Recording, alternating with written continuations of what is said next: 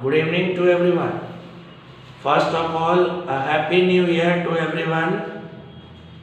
Standard 9, we are going to start a new chapter, that is working of institution in political science. As we all know that again the COVID-19 has affected all of us. There are several methods which we can use for saving ourselves as well as the others. So we the certain protocols are needed, just as if you maintain social distancing, use of hand sanitizer, mask. These all are some mandatory guidelines which the government has also prescribed to all of us, and we must also follow it. Being a citizen of India, we must think that how should we cope up with the circumstances which we are having these days.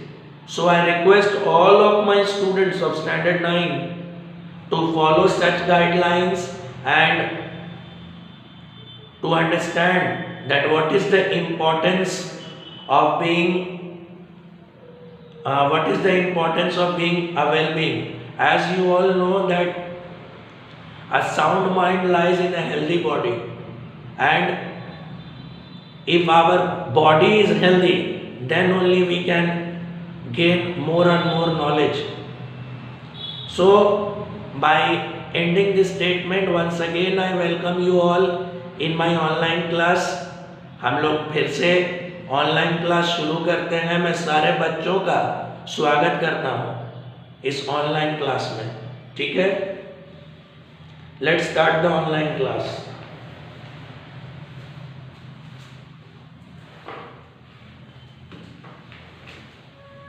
देखो, today we are going to start a new chapter in political science.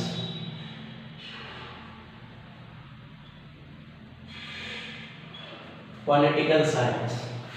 In short, we write like this. So the chapter is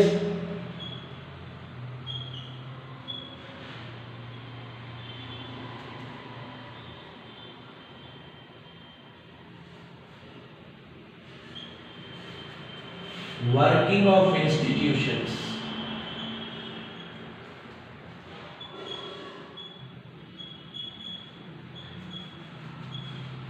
working of institutions. Institution मतलब हम लोग क्या समझते हैं? Institution मतलब संस्था. Institution मतलब हम लोग क्या समझते हो? संस्था समझते हो.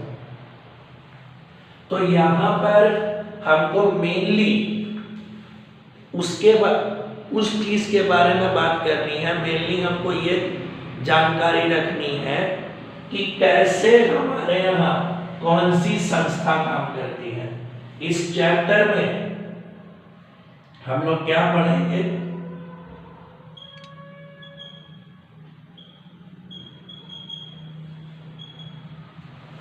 इस चैप्टर में हम लोग क्या पढ़ेंगे वो देखने की जरूरत है. इसमें इंपॉर्टेंट टॉपिक्स क्या है या इसके अंदर रिलेवेंट टॉपिक्स क्या है? रिलेवेंट टॉपिक्स इसमें हम लोग क्या देखेंगे? तो रिलेवेंट टॉपिक्स में हमको इसमें सबसे पहले समझना है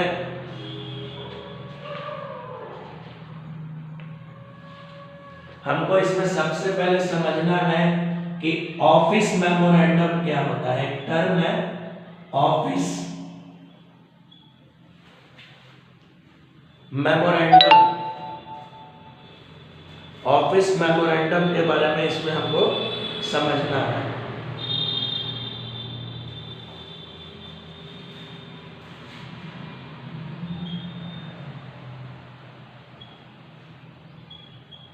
ऑफिस मेमोरेंडम के बारे में हमको समझना है. उसके बाद हमको इसमें देखना है कि हमारे यहाँ डिसीजंस कैसे लिए जाते हैं, मतलब एक टॉपिक आपको पढ़ाया जाएगा जिसके हम लोग देखेंगे decisions eight decision makers at centre, decision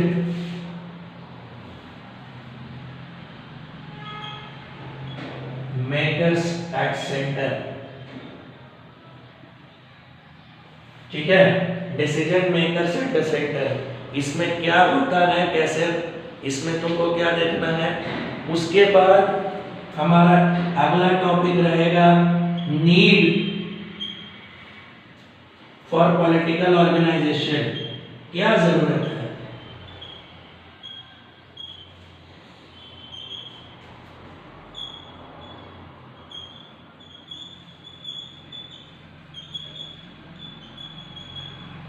political organisation क्यों जरूरत है।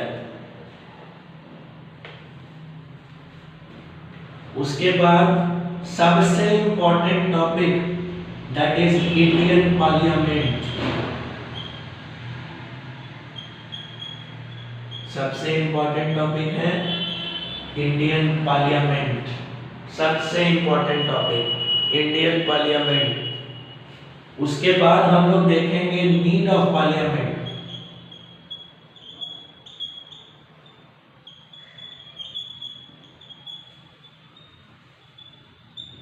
क्यों पार्लियामेंट की जरूरत है।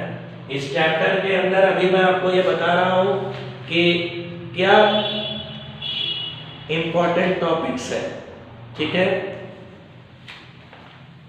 तो चलो अब हम लोग इन्हीं 5 टॉपिक पर डिस्कशन शुरू करते हैं। हम इन्हीं 5 टॉपिक पर मेनली ये डिसीजन, मेनली ये चैप्टर शुरू करते हैं इन 5 टॉपिक्स पर। सबसे पहले मैं आपको बताता हूं, at the very beginning we must understand that what is office memorandum. सबसे पहले हमको ये देखने की जरूरत है कि ऑफिस मेमोरेंडम क्या है।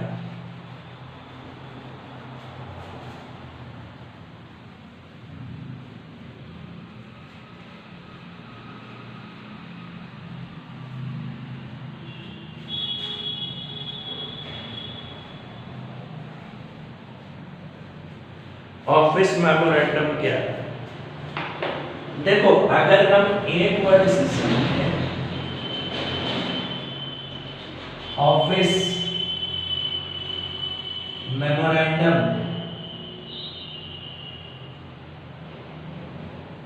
तो इसको जनरल इंग्लिश में हम कह सकते हैं ऑफिशियल ऑर्डर। इसका जनरल इंग्लिश हम लोग के पास होगा ऑफिशियल ऑर्डर, ऑफिशियल ऑर्डर, ठीक है। ऑफिशियल ऑर्डर मतलब कि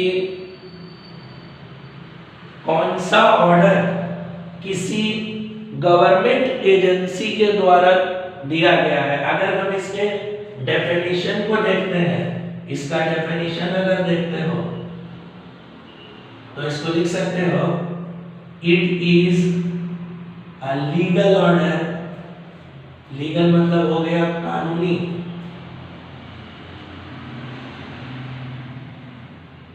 it is a legal order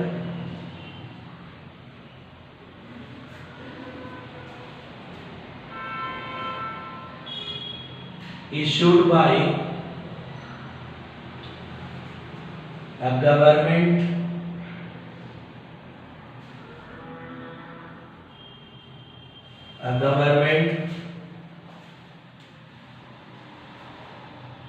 body. ये ऑफिस मेमोरेंडम का डेफिनेशन हो सकता है। It is a legal order issue bye a government body. ये ऑफिस मेमोरेंडम का डेफिनेशन आप दे सकते हैं, ठीक है। ये बहुत इंपॉर्टेंट है जानना कि ऑफिस मेमोरेंडम क्या है। तो ऑफिस मेमोरेंडम एक तरीके से तुम कह सकते हो कि किसी भी सरकारी ऑफिसर के द्वारा, किसी भी सरकारी एजेंसी के द्वारा, गवर्नमेंट बॉडी लिखने का मतलब हो गया सरकारी संस्था, गवर्नमेंट बॉडी मतलब सरकारी संस्था।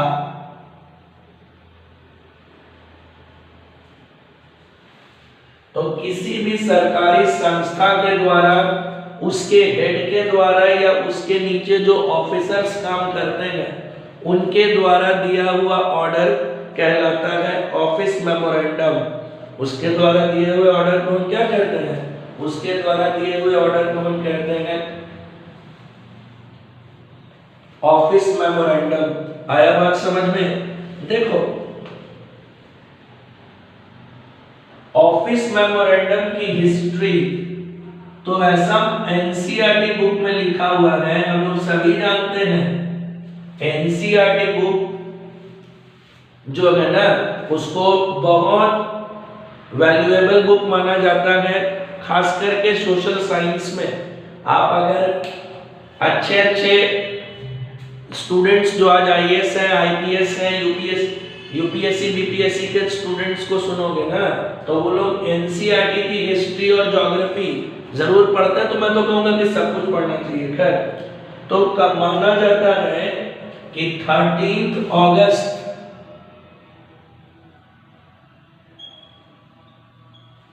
1990 को पहली बार for the first time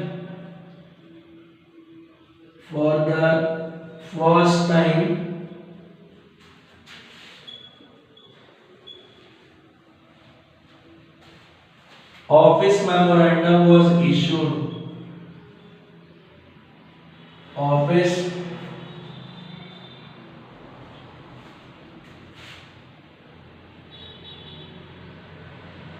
memorandum issue किया गया था।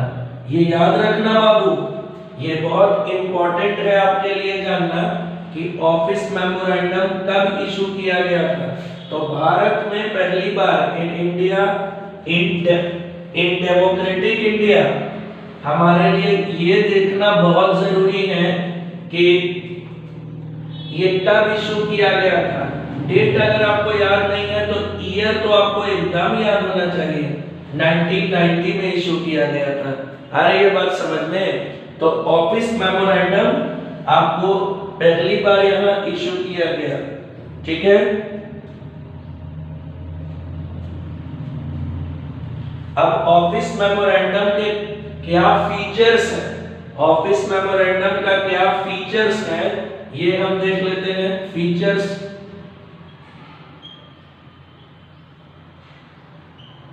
ऑफिस मेमोरेंडम का फीचर्स देख लो। ऑफिस मेमोरेंडम का फीचर्स क्या है वो देख लो।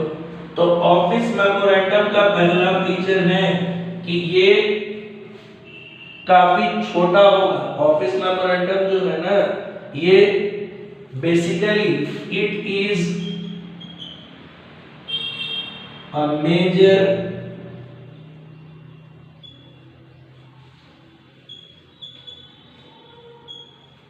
Policy decision.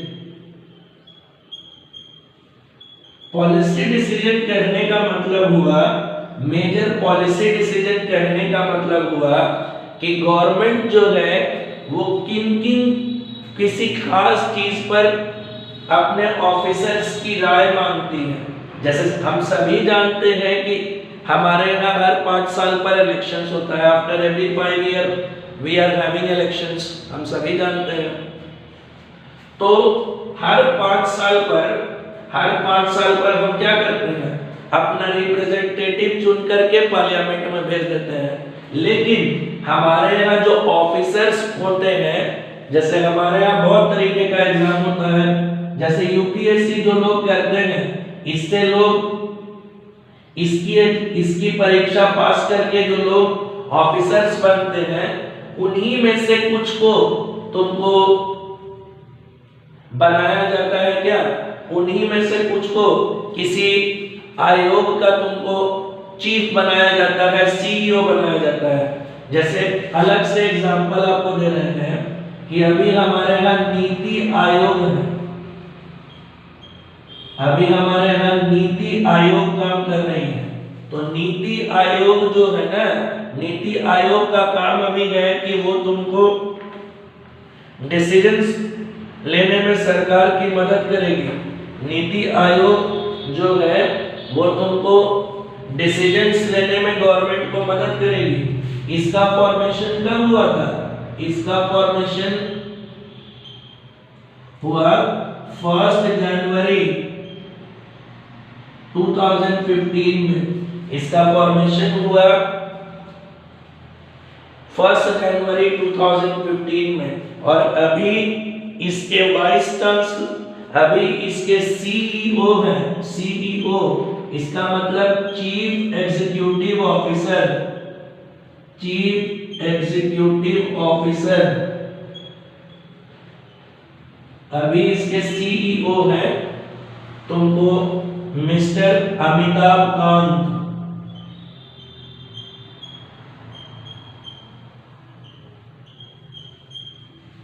जो कि एक आईएएस ऑफिसर है।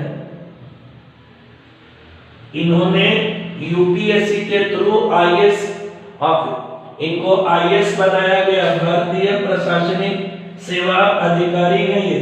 तो इनका काम है कि इंडिया में कौन कौन सी नीतियां अच्छी होंगी, बुरी होंगी, सरकार को क्या बनाना चाहिए, सरकार को कौन से नियम किसके लिए बनाने चाहिए, ये उस पर सरकार को अपनी एक ब्रीफ रिपोर्ट देंगे। ब्रीफ रिपोर्ट मतलब छोटी बात कहेंगे। देखो मैंने लिखा भी है कि it is mainly a major policy decision.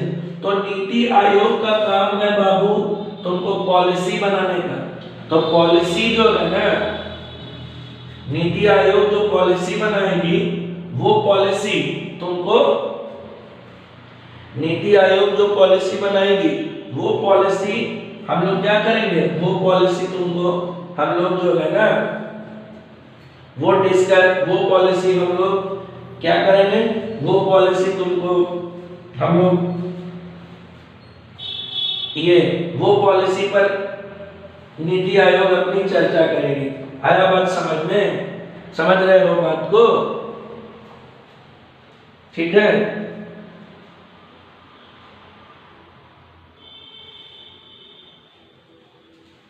आया बात समझ में? दूसरा point, it is a short order.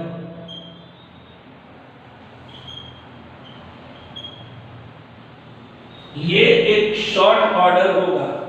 Short order कहने का मतलब ये काफी छोटा ऑर्डर होगा। मतलब third, it is written in one page।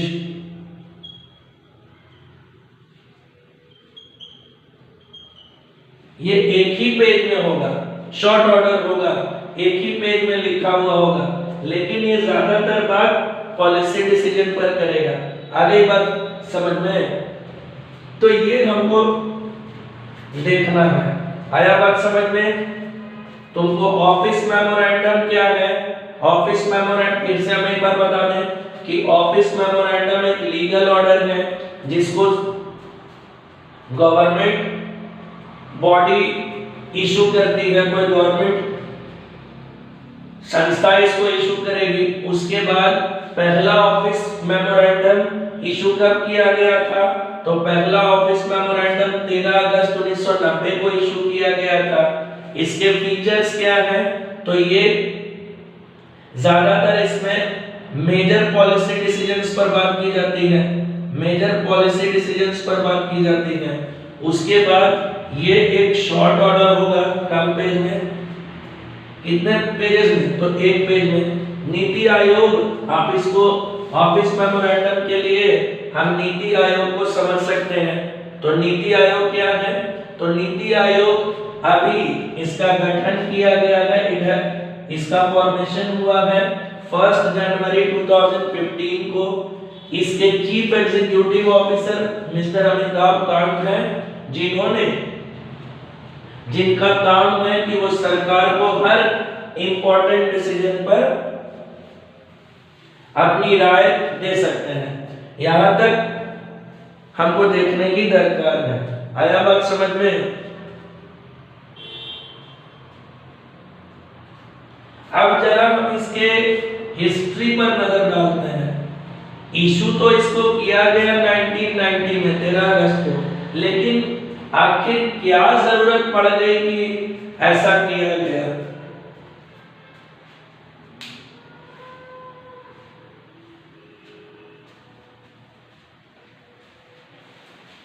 Let's discuss about it.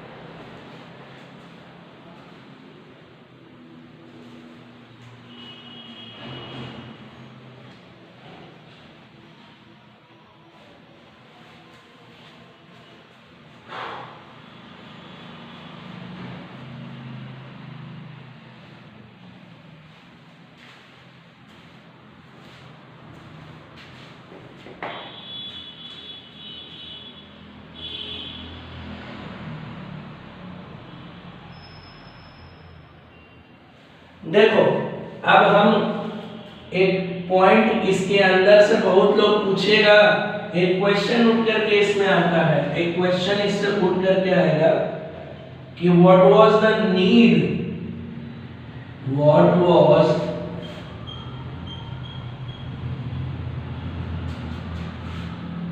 The need of, what was the need of,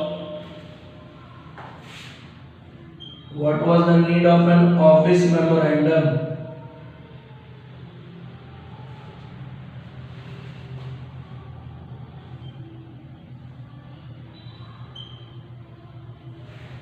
क्या जरूरत पड़ सकती है एक ऑफिस मेमोरेंडम की? क्या जरूरत है एक ऑफिस मेमोरेंडम की? तो देखो बाबू, अगर हम इसके जवाब को ढूंढने निकले, अगर हम इसका जवाब ढूंढें तो हमको ये देखना है कि ऑफिस मेमोरेंडम के लिए, ऑफिस, पहले ही मैं तुमको बता चुका कि ऑफिस मेमोरेंडम जो है वो तुमको ये क्या कहते हैं, ऑफिस मेमोरेंडम जो है वो तुमको एक शॉर्ट ऑर्डर है। तो हिस्ट्री कहती है, इतिहास कहता है हिस्ट्री कहती है इसके बारे में कि हमारे यहाँ आजादी के बाद, आफ्टर इंडियाज इंडिपेंडेंस, हमारे यहाँ कुछ रिजर्व्ड क्लासेस को लाया गया, कुछ रिजर्व्ड क्लासेस के लिए बात की गई। जैसे हम सभी जानते हैं, इसमें कोई शर्म की बात नहीं है कि हमारे समाज को, सोसाइटी को on the basis of caste,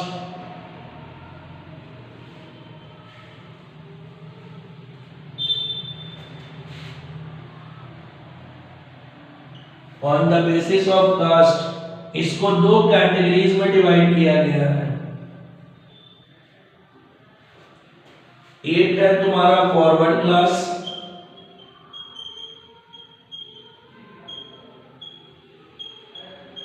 एक है फॉरवर्ड क्लास और दूसरा है तुम्हारा backward class.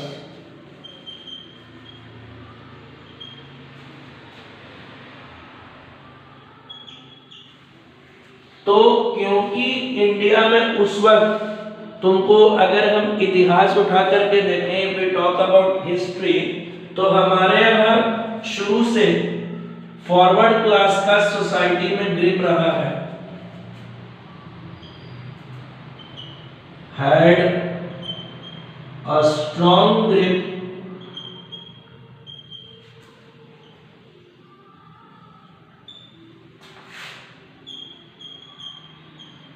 over the society।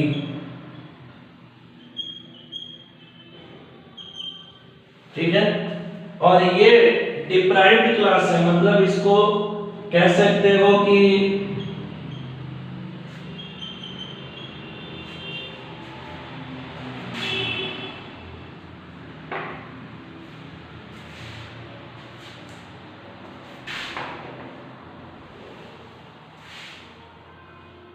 led a life full of trouble.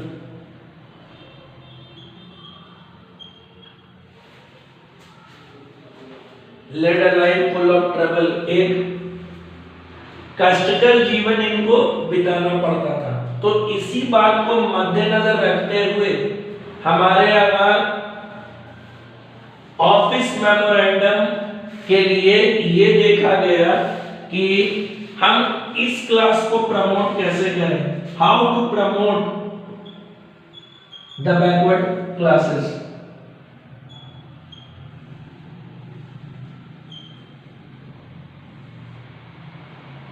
How to promote, इसको कैसे प्रमोट करें, इसको समाज में इसके बराबर कैसे लाएं। मतलब समझ लो तो कि एक्चुअली अभी प्रेजेंटली हम लोग रिजर्वेशन के बारे में जानते हैं, तो ये रिजर्वेशन के बारे में हमको देखने की जरूरत बताया जा रहा है। आया बात समझ में? तो हम इसको देखेंगे। हुआ क्या कि इस वक्त बैकवर्ड क्लासेस को ध्यान में रखते हुए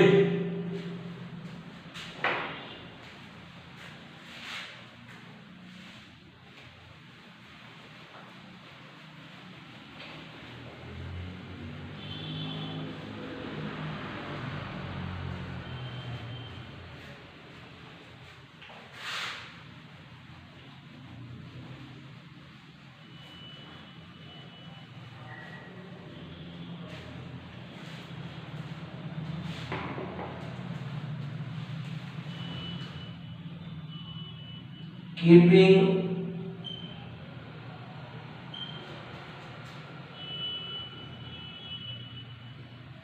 backward class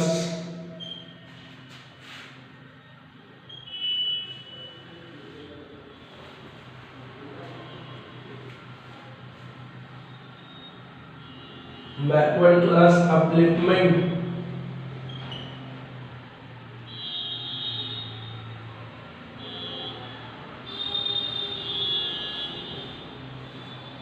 ऑफिस मेमोरेंडम को मेनली ये देख करके उस साल इशू किया गया, कब 1990 में, कि बैकवर्ड क्लास को प्रमोट किया जाए।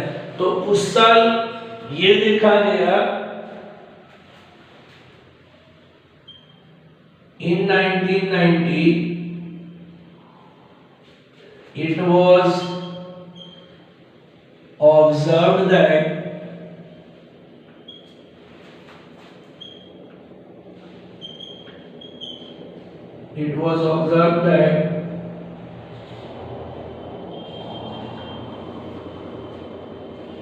that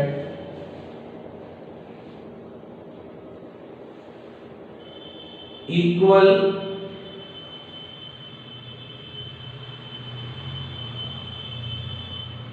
education status was not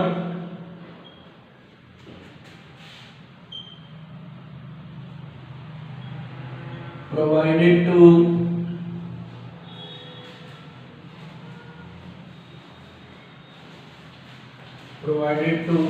the OBCs and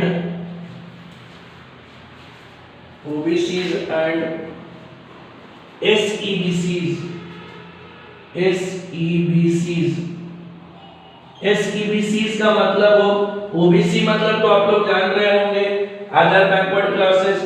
SEBCs मतलब हो गया सोशियली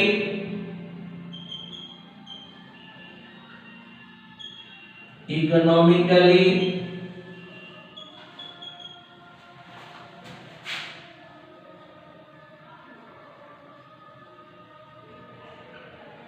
बैकवर्ड क्लासेस। तो बाबू ऐसी जरूरत इसलिए पड़ी क्योंकि आजादी के बाद आफ्टर इंडिपेंडेंस द सिचुएशन और you can say the condition with these people OBCs and EBCs were not liable enough to survive, जीवन जीने के लिए इनके पास समस्याएं बहुत अधिक थी, इसीलिए हम लोगों ने इनके बारे में सोचा। तो इस ऑफिस मेमोरेंडम के लिए अगर मान लो आ गया क्वेश्चन आपको कि what was the need of office memorandum, तो आप ये 2 पॉइंट अगर अच्छे से लिख देते हैं तो आपको कोई दिक्कत नहीं है।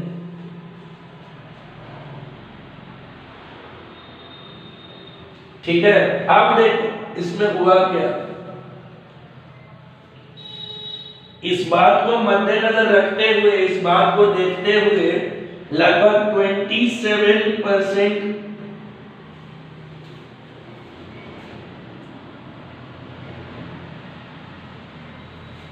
आप इसको लिख सकते हो features of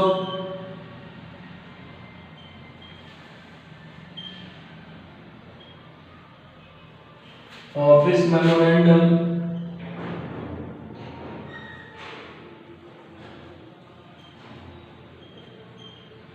1990।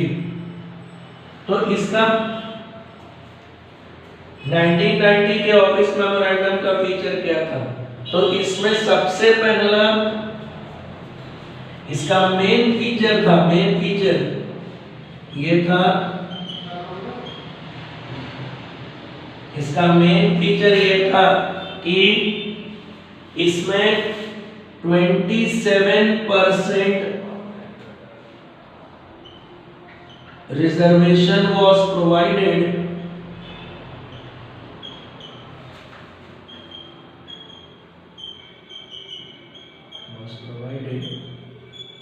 to OBCs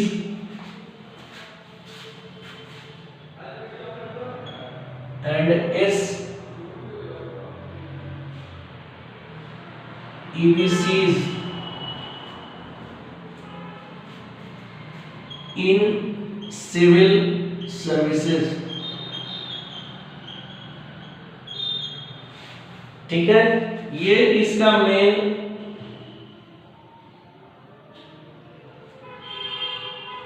purpose था। तो आज के लिए इतना ही रहेगा, उसके बाद हम आगे के टॉपिक में बात करेंगे।